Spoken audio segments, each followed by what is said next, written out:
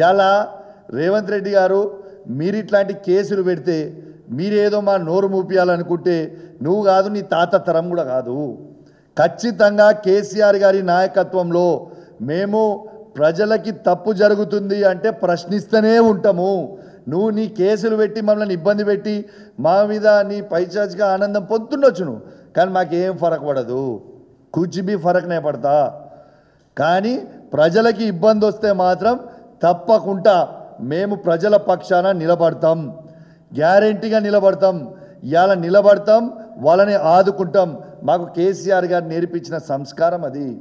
నీ లెక్క ఉట్టి డ్రామాలు చేసుడు, యాక్టింగ్లు చేసుడు, టీవీ ఫోజులు ఇచ్చుడు, పోజులు కొట్టి పోవుడు, చేయి ఊపుకుంటూ పోవుడు మాతో కాదా? మాకు కేసీఆర్ గారు అది నేర్పలేదు. మాకు కేసీఆర్ గారు బాజాబ్తు ప్రజలకి కష్టాలు వస్తే ఖచ్చితంగా వాళ్ళ వెంట ఉండాలి అని మాకు కేసీఆర్ గారు నేర్పిండ్రు. మేము కేసీఆర్ గారి బాటల్లో మేము నడుస్తూ ఉన్నాం.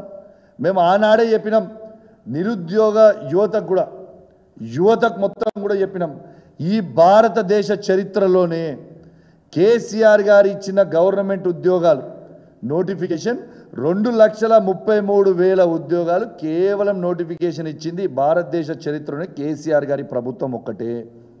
దాంట్లో మేము ప్రభుత్వం ఉన్నప్పుడు దాదాపు 1,60,000 ఉద్యోగాలు నింపినాం. ఇంకా 60,000 మందికి ఎగ్జామ్లు రాపించి రిజల్ట్ పెండింగ్ పెట్టినాం.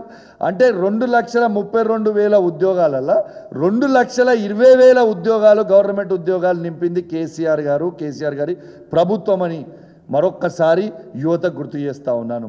అదేవిధంగా కేసీఆర్ గారి నాయకత్వంలో కేటీఆర్ గారు కూడా ప్రైవేట్ ఉద్యోగాలు ఈ తెలంగాణ రాష్ట్రంలో బెంగళూరుని కర్ణాటకని దాటేసి 10 లక్షల ఉద్యోగాలు ఇవాళ ఇచ్చింది